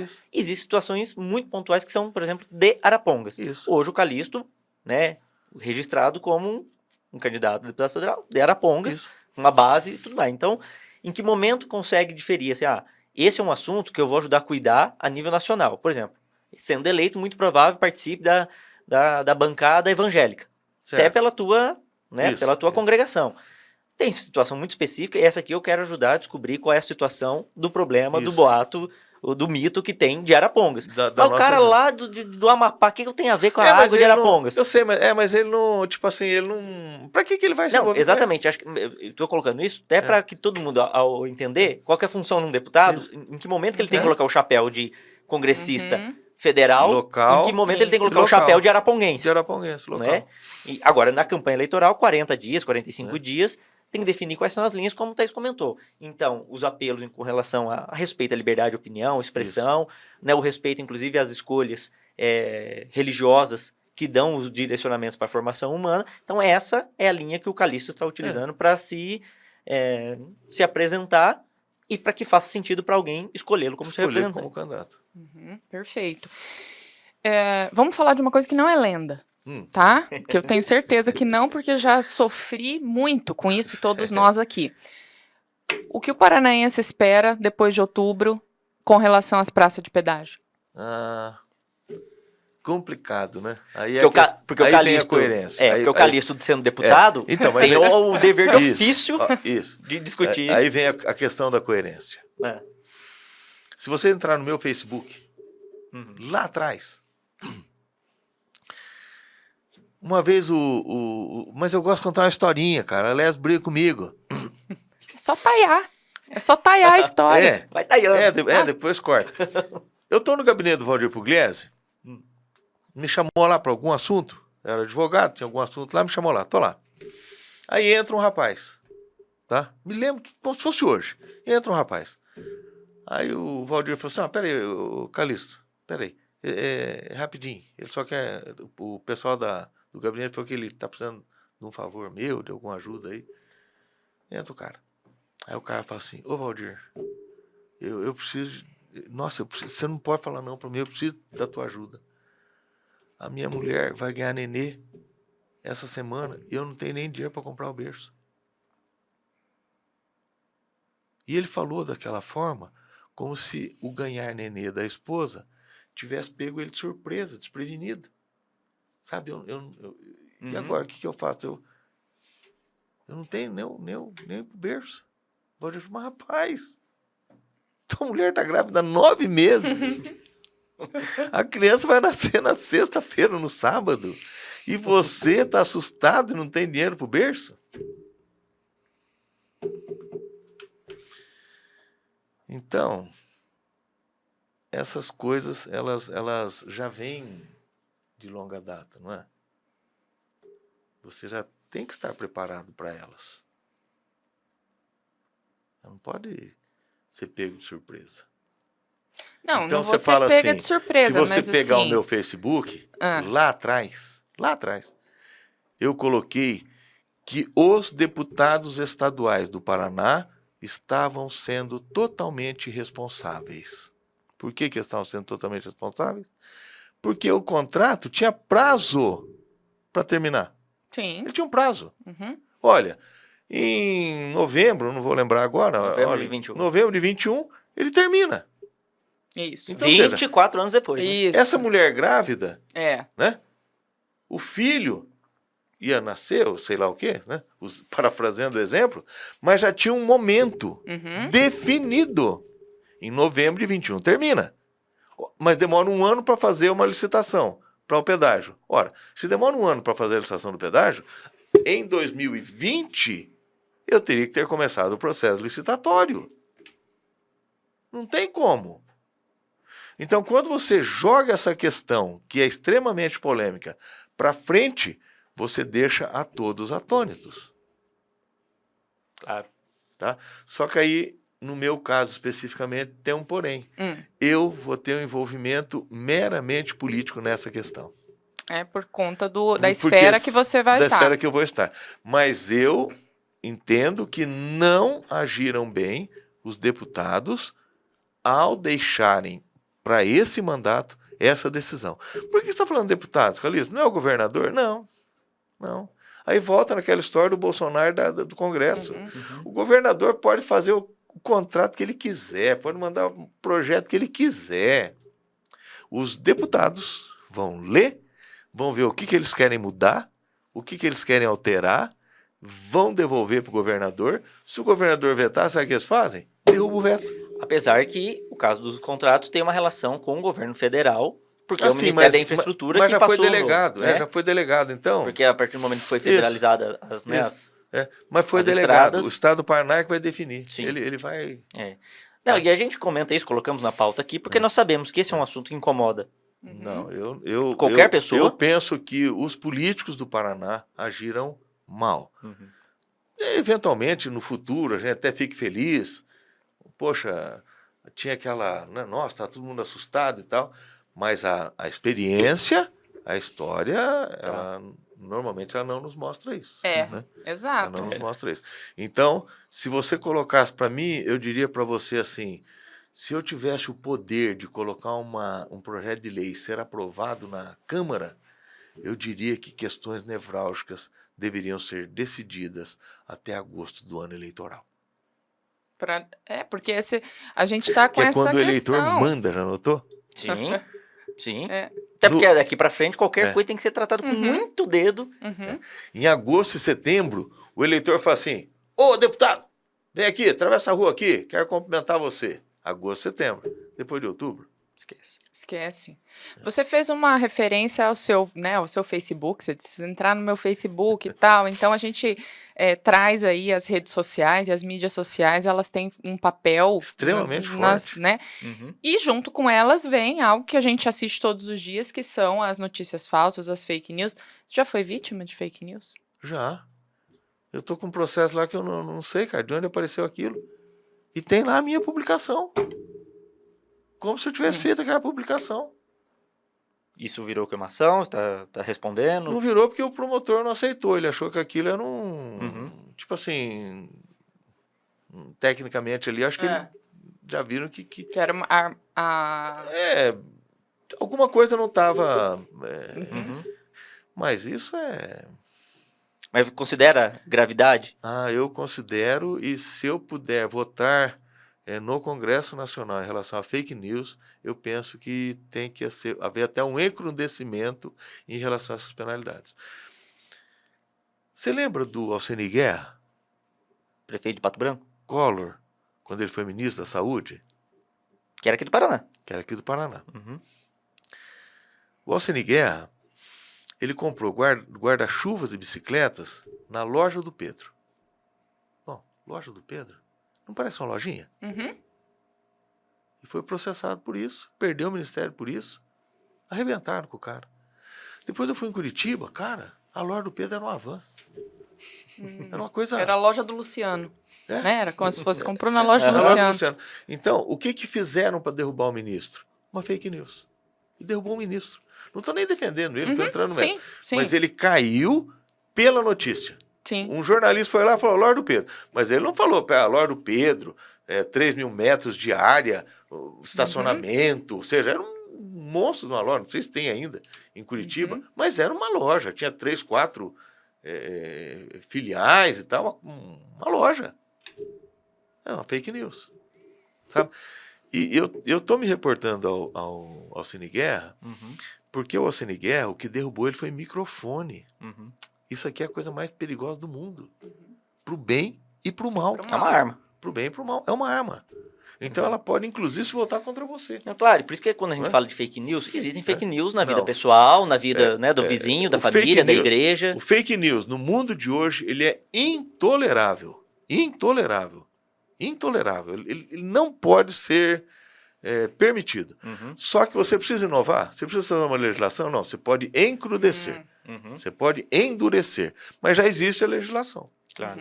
Não, e o Alcine, já existe a legislação. O exemplo dele, né, de vítima de fake news, quantos anos atrás, quando a rede social não fazia o estrago que fazia. Então você vê ele foi deputado federal, foi prefeito, foi ministro. A grande mídia também fazia fake news quando ela tinha interesses pessoais. Talvez de uma forma institucionalizada que parecia verdadeiro, que parecia verdade. E às vezes você vê algum anúncio no Twitter ou no Facebook ou em qualquer lugar que você fala, poxa, isso é verdade.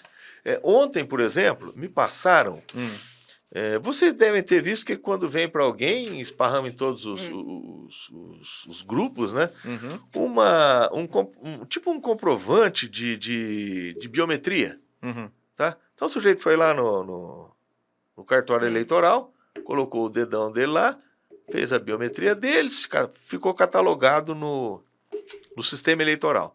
E aí deram um comprovante para ele. Naquele comprovante, perto ali do QR Code, L13. Cara, eu não acredito nisso. Eu não recebi essa. Impossível. Eu recebi. Eu vi dizendo e áudios. O círculo de você. Aquilo que a gente chamava de rádio peão, né? Hoje é rádio peão do Só que WhatsApp. Aí as pessoas mandam mensagem para mim, manda aquilo. Calixto, olha, você é advogado. O que você acha disso? Porque eu cadastrei minha biometria, meu QR Code que você não comprovante já tá com L13. Quer dizer, o meu voto já vai ser... O meu voto já é Lula. Eu posso digitar o que eu quiser, eu vou anular o voto. Grande mentira. Óbvio. Poxa. Não precisa nem... De repente o R13 é igual avião, né? Por que a gente não gosta de andar de avião pequeno? Porque tem lá o PT. É tudo PT, né? Avião pequeno, PT, o cara, né? Então, de repente, até aquele comprovante é idôneo, só que não com a caracterização, ou seja... Exato. Mas isso, as pessoas... A velocidade e o estrago que hoje... eu recebi em Arapongas, você já recebeu aqui, provavelmente ao mesmo momento. Sim. Então, isso tem que ser, de uma forma ou de outra, tem que ser... Ô, Calixto, você comentou de algumas situações pontuais, né? A gente já falou da atuação do deputado federal, pensando no país, deputado, inclusive, por uma base eleitoral, cada um tem sua cidade, sua base, para poder realmente alavancar seus votos. Comentou do caso, né, do mito aí da água, por exemplo, de Arapongas. Sim. Mas sendo araponguense, né, e o que mais te incomoda de repente e te estimula, te incentiva a ser candidato a deputado federal pensando em Arapongas? Então, sendo deputado federal, mas um deputado de Arapongas... Vamos falar do tradicional? Você não falar assim, ele é contra o deputado que traz trator? Bom, então, vamos falar assim um pouco do tradicional? Tá? Então, o deputado tradicional. Ok? Que eu também tenho que ser um pouco tradicional. Não, até porque tem um outro ponto. Eu sou conservador. A gente vai colocar aqui, isso é uma das prerrogativas. Né? Então, justamente acesso a emenda, acesso a programa, edital do governo. Eu coloco o deputado hoje com duas funções, eu até daria duas denominações para ele. Então, tem o deputado, que ele cuida das questões de fiscalização, definição de orçamento, projeto de lei, evolução do nosso ordenamento jurídico. Então, esse é o deputado. E o municipalista? E aí tem o despachante. Tá? Então, tem o despachante. Então, a Apucarana tem o Beto Preto, que é deputado federal, né? Candidato? Hoje está secretário, candidato à eleição. E outra cidade tem os seus deputados e Arapongas não tem. Ok? Arapongas não tem. O último deputado federal que nós elegemos foi o Valdir Pugliese, em 86. Ele foi deputado por 6 anos, ele ficou deputado até 92. Depois ele se tornou deputado estadual, né? Depois federal, ele foi 2 vezes deputado estadual, mas deputado federal, o último ano que Arapongas teve deputado federal foi em 1992. Então nós estamos há 30 anos sem deputado federal. Agora eu vou falar do despachante ou do Valdo Calixto. Você já parou para pensar, ou já fez algum estudo sobre a diferença de uma cidade que tem despachante deputado federal e uma que não tem? Qual a diferença básica? Para o comerciante, para o empresário, para o povo em geral? Vou te citar um exemplo. Maringá tem deputado federal. Pato Branco tem deputado federal. Eles arrecadam, em relação ao orçamento, com emendas parlamentares, de 20% a 22% do orçamento. Então, você pega o orçamento global de Maringá, 22% do orçamento de Maringá é oriundo de emendas parlamentares. Porque tem alguém despachando por eles. Alguém está despachando por ele. Lembrando que Maringá existe. Está no mapa, né? Maringá está no mapa, é a minha cidade, eu tenho os meus vizinhos lá, a minha base eleitoral é lá em Maringá, então eu arrecado, eu levo para Maringá valores que no montante global, no final do exercício, importam em 22% da arrecadação. Arapongas, historicamente, 4. No melhor ano, 6. No pior ano, 3. Padre Befa. Pior ano, 3. O Padre Befa não gostava de política, achava que política era tudo vagabundo. Então, ninguém mandava dinheiro para lá, o cara não gosta de mim. Né? Então, ou seja, o Beto, o Bisca, o Valdir Pugliese, o Sérgio Onofre hoje, trabalhando, correndo, 6% eles conseguem trazer para o município através de deputados federais. Quando o eleitor de Arapongas fala assim, opa, peraí, nós somos 95 mil eleitores, 65 de nós vai votar, aliás, os 95 mil poderiam votar. Ou seja, ele pode até convencer o vizinho, ô vizinho, vamos votar, cara. Sabe, para a gente diminuir essa abstenção, vamos votar, a eleição é importante. Quantos votos você precisa fazer para ser eleito? Segundo o meu presidente, 35 mil votos. Segundo o meu presidente, por um cálculo que eu até te explico. Tá? Então, se Arapongas acordar para isso, metade dos eleitores de Arapongas me elegem deputado federal e o município passa a arrecadar entre 8%, aí na faixa de 8% a mais por ano, em relação ao seu orçamento, que não é pequeno. Olha o volume de recursos que você vai colocar no comércio local. 8% é muito dinheiro. Então, esse dinheiro, os municípios que não têm deputado, infelizmente, estão perdendo. Tá? Você fez uma pergunta quando eu estava respondendo. Não, é que eu sempre gosto de ter essa ideia do volume de votos, né? A gente entende os coeficientes, mas vamos imaginar o PL, que é o meu partido, tá? Por isso você falar, o Deltan não vai prejudicar e nem ajudar em nada se ele for candidato ou não for candidato. Aliás, o bolsonarista raramente vai votar no Deltan ou raramente vai votar no Moro. Então, se der certo de impugnar, vai para o currículo do Calixto como, isso como sim. Mas também, não sei se você vai poder usar isso eleitoralmente. Não, sim. Aí falando, advogado Calixto. Aí tudo bem. Então, vamos imaginar o PL, tá? Então, o PL hoje, ele tem 3 deputados tidos aí como vamos colocar, estrelas, né? Que é o Felipe Barros, meu companheiro de Londrina, o Jacobo, que é Cascavel e Foz, e o Vermelho, que é da região de Francisco Beltrão. Tá? Então, esses 3 deputados, com certeza absoluta, farão mais de 100 mil votos cada um. Com a ajuda dos outros 23, porque o PL tem 26 candidatos, com a ajuda dos outros 23, os votos de legenda, nós fechamos e elegem 3 deputados. Certo. Então, fala assim, poxa, peraí, vocês se uniram em 26 e vão eleger os 3.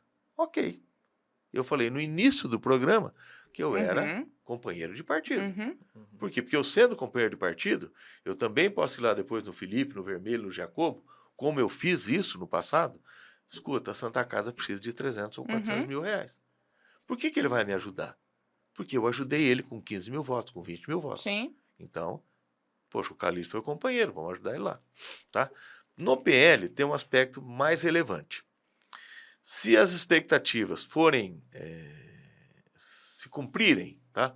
Isso dentro de uma situação baixa, tá? Não exagerando, minimizando os números. O PL deve fazer, por ser o partido do presidente da República, no mínimo 4 deputados federais. Bom, então eu tenho 3 que faz mais de 100 mil, e aí acontece uma outra situação. Eu tenho 8 que fazem entre 10 e 20 mil. Tá? Então, segundo a direção do partido, 3 mais de 100 e 8 estão na faixa de 10 a 20. Certo. 10 a 20. Então, eu fiquei com 11. Os outros 15, na faixa de 5 mil, 6 mil, 7 mil, 500, 400. Que contribui com a legenda. E contribui com a legenda também. Claro. Tá? Bom, nesses 8 em que eu estou, ou seja, o meu grupo de 8, que está de 10 a 20, eu tenho que o quê? Sair do limbo. Saído. Eu tenho que sair da mesmice, né? Sim. Eu tenho que sair desse 10 a 20. Por que eu digo? Tem Se que eu fizer descolar. 30.001, eu vou estar bem longe dessa margem onde todo mundo vai estar. Para isso, sebo na canela. Sebo na canela e o araponguense, principalmente o exato. araponguense. Ele tem que se convencer que é possível, ele tem que se convencer que é bom. E ele tem que entender uma coisa, que faz tempo que eu tento colocar para as pessoas, talvez eu esteja errando a linguagem, né? Aí talvez precise da Thaís, do Moisés, do publicitário, alterar o sei lá quem, para melhorar a linguagem. Quando você vai... por que você vai votar num determinado deputado? Tá? Você vai acabar votando em mim, mas vamos supor que você se comprometeu aí com algum deputado federal e depois desse programa você fala assim, puxa vida, eu vou abandonar essas ideias antigas aí, vou fazer algo diferente e vou votar no Calixto, esposo da minha amiga Leslie. Por que você votaria em mim? Por acaso não é pela confiança? O que te movimenta a votar?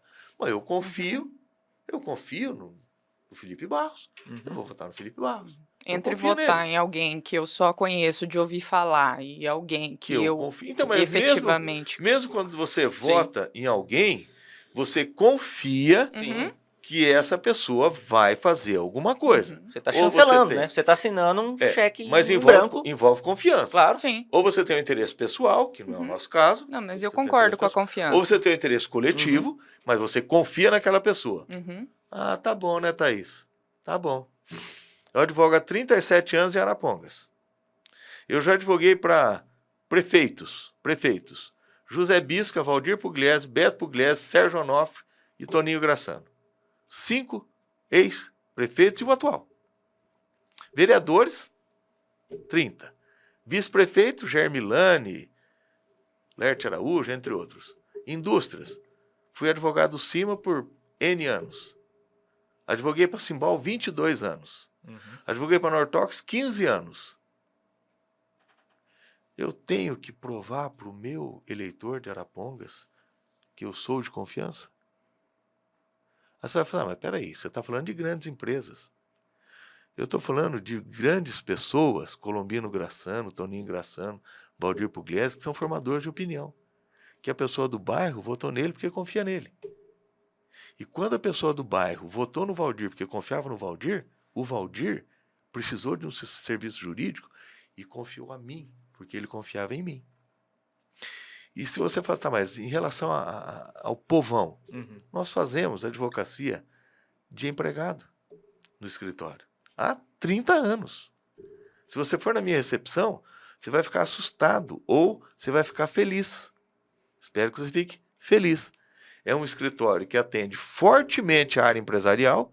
Hoje, o maior cliente do escritório é a JBS, que é o maior produtor de proteína animal do mundo, talvez o maior grupo econômico do Brasil. Nós advogamos para eles aqui no Paraná. Só que se você for na minha recepção, você vai ver pessoas. Uma questão de divórcio, outra que comprou um produto na loja, outra que quer uma reclamatória trabalhista contra alguém. Pessoas. Eu digo para você, sem medo de errar, eu devo ter hoje mais de 5.000 pessoas que moram em conjuntos habitacionais, que moram nos bairros de Arapongas, clientes do escritório. Mas daí não é a mudança de discurso? Você perguntou, então, né? Não, aqui. eu preciso. Eu vou É pra isso, né? eu vou tentar sugar alguma coisa aqui também. Aí eles confiam no advogado, mas não necessariamente no político. Então existe aí uma mudança de chapéu, que ela, por mais que toda a carreira jurídica tenha um peso e uma relevância extrema, no momento em que você vai conversar com essas pessoas, tem que sair um pouco o chapéu do advogado e entrar mais o chapéu do político. Pegar o chapéu do Zé Eduardo. Zé Eduardo, né? Sabe? Então, Fazer um filme andando com a bicicletinha. eu acho que colocar o essa chapéuzão. e quando a gente fala, né, quando você usa essa metáfora do despachante, não é nem bem uma metáfora, eu acho que é uma realidade, ela precisa ser entendida, É. sabe? No momento que ela é entendida, ela funciona. Então, a força argumentativa que você tem enquanto advogado, ela faz, Tem que usar. ela tem que usar. Tem que usar. É. Né? Então, que nesse usar. momento, E aí, pelo menos é a minha o visão. desafio do equilíbrio entre o advogado, o escritório renomado, 30 anos, Uhum. experimentado, que te dá certeza de uma garantia jurídica para empresas, para políticos, para pessoas, equilibrado É. com o popular, com o que Então, entende, mas, que fala a minha Moisés, linguagem, você fala que assim, entende tá, meus mas por sonhos, que que que interpreta o que eu preciso, que fala do saneamento básico. Então, esse equilíbrio entre a certeza, a confiança profissional com a garantia de quem que vai estar falando, representando E os me meus representando. sonhos, né? Vontades, porque, desejos. se você perguntar para mim assim, por que você acha que dessa vez vai dar certo? Uhum. É uma pergunta. Por que não é mais do mesmo? Porque eu tô vendo na comunidade que ela votou no Tiririca. Ela votou no Tiririca. Uhum. Em mas ela algum não- momento. Em algum né? momento. Por protesto ou por Na piada? primeira vez, por piada, por protesto, sei lá Aham. o quê. Na segunda vez, metade das pessoas Uhum. continuaram votando. E eu acredito que nessa vez nem 20% vai votar nele. Uhum. Então, está havendo uma sensibilidade para os assuntos da política. As pessoas, inclusive pelas redes sociais, Uhum. elas estão ficando mais sensíveis. Elas estão vendo que, por exemplo, a Leslie está com um problema, tá? Eu amo a minha esposa, Uhum. ok? Eu vou procurar um médico mais simpático ou um profissional Que vai resolver. O resolutivo. que vai resolver, não é? Na advocacia, isso aí já vem há muito tempo. As pessoas procuram os melhores advogados, Uhum. tá?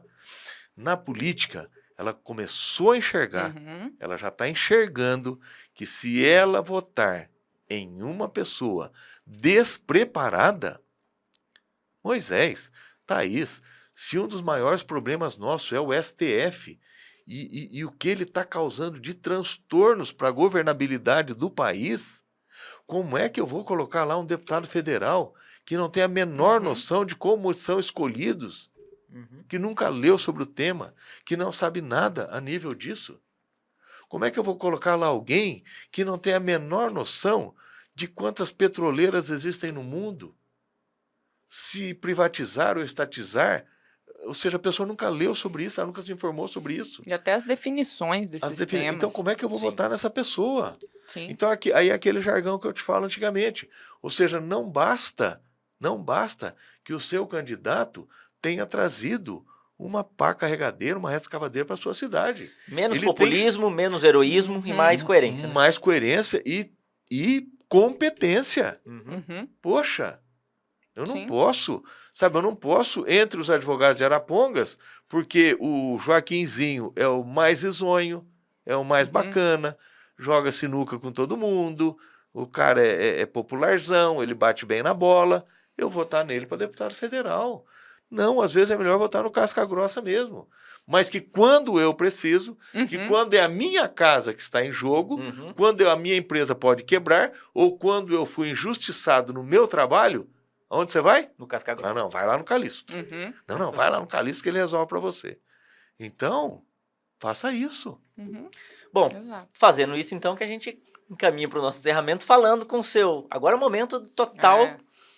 biscoito que a gente fala na internet. O momento é meu? Momento Agora o momento é biscoito. só teu com seus eleitores, com aquele público. Calixto candidato. Posso contar uma historinha? Ué, aqui o entrevistado é o candidato. É. Fale com seus eleitores para contar aí uma história Tá. e convencê-los.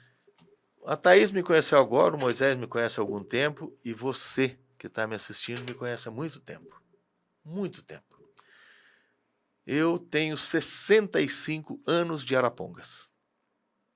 Ok? Mas eu não nasci advogado, eu não nasci com 2 carros, eu não nasci com uma casa, eu não nasci com nada do que eu tenho hoje. Eu nasci em uma fazenda chamada Santa Lúcia, no município de Arapongas. Meu pai era retireiro e a minha mãe professora primária. Quando eu fui para a escola, no 2º ano do grupo, eu tinha 8 anos, a minha professora chamava Marlene Chaves. E a minha professora chegou para minha mãe e falou assim, Laís, o seu filho, ele senta lá atrás, porque eu era mais alto. Então os mais altos sentavam mais atrás, os pequenos mais na frente. Eu estou tendo que passar o seu filho para frente porque ele não está acompanhando. E se ele não está acompanhando, porque quando eu faço o ditado, ele vai bem. Quando eu coloco na lousa, ele vai mal. Aí a minha mãe ficou apavorada.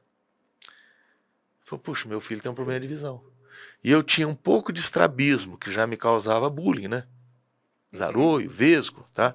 Mas a minha mãe achava, bom, o olho dele é torto, mas ele enxerga, né? Porque para as atividades diárias você enxergava. A minha mãe me levou num oculista chamado Dr. Roberto. E o Dr. Roberto falou, Laís, sinto muito, mas o problema do seu filho, ele é muito mais grave do que você pensa, ele tem astigmatismo, ele tem hipermetropia, a tendência é que o estrabismo dele se afunilhe, ou seja, aumente, e que os 2 olhos, os nervos ópticos, ele tem um problema muito grave no nervo óptico, e isso aí vai causar a cegueira dele, mais dia menos dia. Bom, a minha mãe era professora e o salário era muito pouco.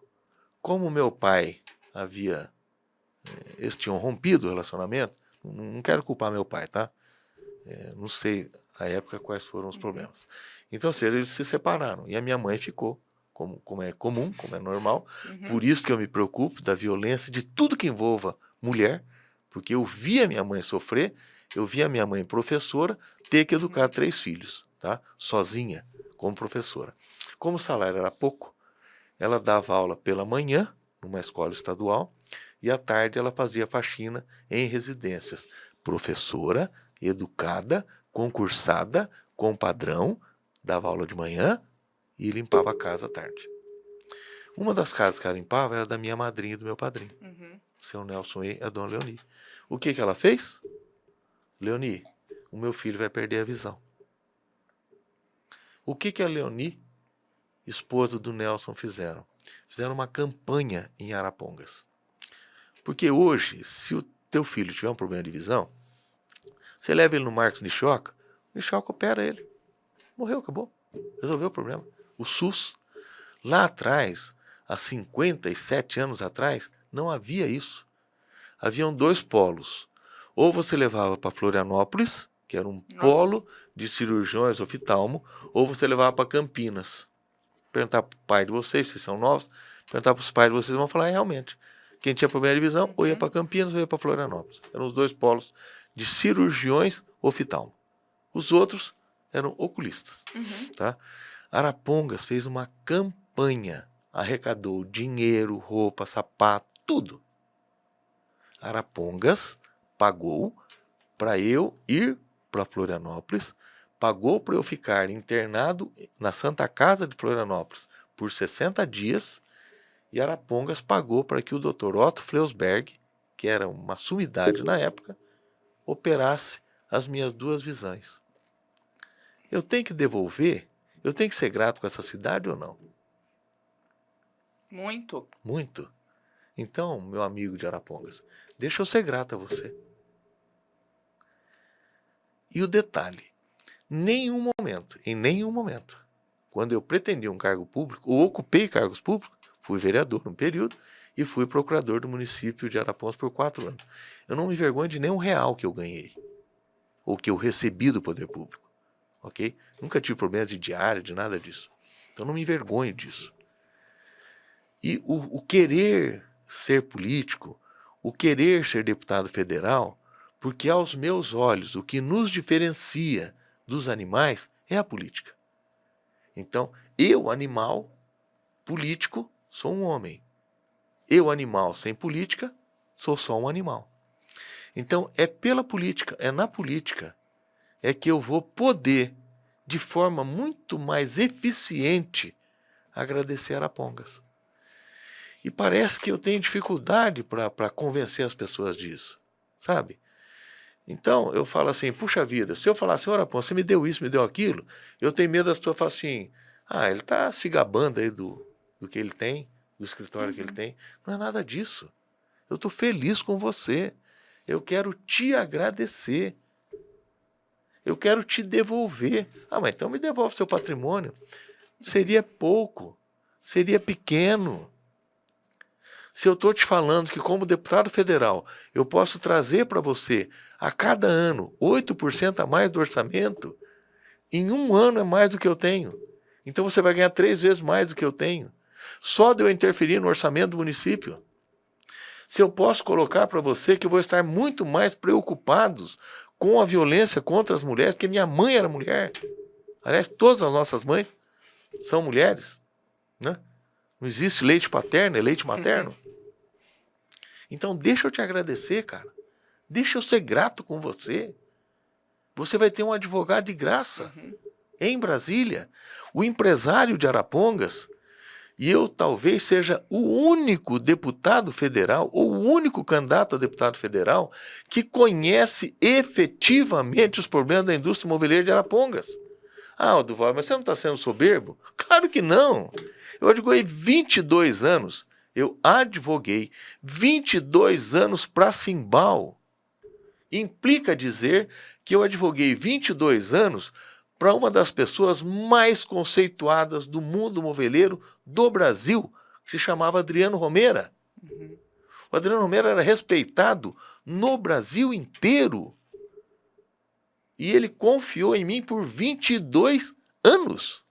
O seu Osmar Amaral, Moisés, quem teve o prazer de conversar com o seu Osmar Amaral, nossa, uma cultura. Quando ele começava a falar sobre a Finlândia, como as coisas aconteciam na Finlândia, eu tive o prazer de conviver com ele 15 anos. Talvez por isso eu queira resolver essa questão até de lenda ou não. Então o seu Osmar Amaral é uma pessoa que, nossa, o seu Adriano Romera, as pessoas humildes de Arapongas que vão no meu escritório, que uma delas uma vez falou assim, o que a Thaís acabou de falar agora há pouco, olha, Calixto, nossa, eu adoro você. Se não fosse você, eu nem sei o que teria acontecido, porque você me defendeu, você foi na frente do juiz, você brigou por mim, uma pessoa humilde. Eu falei, então você votou em mim para vereador. Eu falei, não votei porque você não precisa disso. Eu votei no Marquinho, que dá aula lá de violão para as pessoas. Ajudar. Porque o Marquinho precisa e você não precisa. Como é que eu vou brigar com essa pessoa? Não dá. Não tem como. Tem que dar um abraço nela e falar obrigado. Mas meu amigo, meu eleitor, meu vizinho de Arapongas, meu irmão cristão, 90% dos brasileiros são cristãos, acredita, eu estou querendo te retribuir. Eu não tenho interesse financeiro nenhum. Eu não tenho interesse pessoal nenhum. Ah, Calixto, mas você não quer aparecer? Moisés está lá no canto da minha biblioteca. No canto da minha biblioteca. Se você for na história agora, se não deixar usar o telefone, você vai ver que eu tenho um troféu internacional que me foi dado lá no Maxud Plaza, em São Paulo, com uma solenidade, coisa mais linda do mundo, televisionado, passou na TV Bandeirantes, de grande advogado, de numa determinada área, em determinadas condições, eu ser um expoente da advocacia. Você acha que eu quero me aparecer? Você acha que eu impugnei o Sérgio Moro, que eu quero me aparecer? Não, porque é verdade. Porque é efetivo, porque é necessário. Porque Porque a pau que coerência bate que em você Chico, bate em Francisco. É a coerência que você está buscando, Agora, né? você acha que eu quero enganar o meu irmão, o meu amigo de Araponga? Claro que não. Eu te devo. Você nem era nascido, eu já te devia. O teu pai ou o teu avô deu lá R$5, R$10 para que eu pudesse ter a minha visão de volta. Então, em outro lado, por seu turno, como dizem os advogados, de outro vértice, Arapongas é culpada por eu ter uma visão política. Foi ela que me deu a visão. A visão que eu nasci, eu ia perder aos 8, 9 anos. Então, se alguém é dono da minha visão, é o povo de Arapongas. E eu quero ser grato. Muito bem. Tá faladíssimo. Tá dado o recado.